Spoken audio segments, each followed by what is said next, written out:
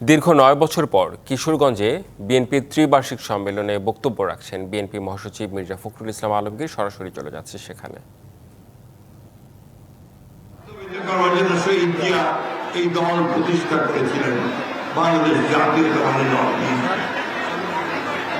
শহীদ president Zia রহমানের যোগ্য নেতৃত্বে যে দেশে 1974 সালে দুর্ভিক্ষ হয়েছিল, লক্ষ লক্ষ মানুষ না খেতে পেয়ে মারা গিয়েছিল, লঙ্গরখানায় এক টুকরো রুটির জন্য কারাকারি করত কুকুরের সঙ্গে। যে সময়ে বাসন্তী, রংপুরের বাসন্তী তার লজ্জা নিবারণ করবার জন্য এক টুকরো কাপড় পায়নি, মাছের জাল দিয়ে সে তার লজ্জা নিবারণ করেছিল। সেই অবস্থা থেকে পট পরিবর্তনের পরে পরেই শহীদ জিয়া রহমান যখন দায়িত্ব দিয়েছিলেন শহীদ রাষ্ট্রপতি জিয়া রহমান রাষ্ট্র পরিচালনা, তখন তিনি বাংলাদেশকে অতি অল্প সময়ের মধ্যে বদলে দিয়েছিলেন।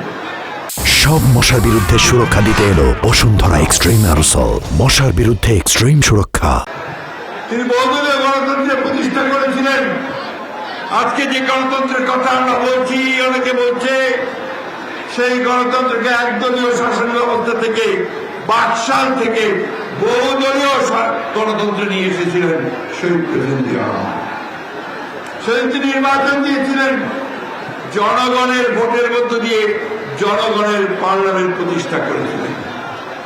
তিনি সেদিন এই মিডিয়া অর্থাৎ গণমাধ্যম তাদের স্বাধীনতা নিশ্চিত করেছিলেন।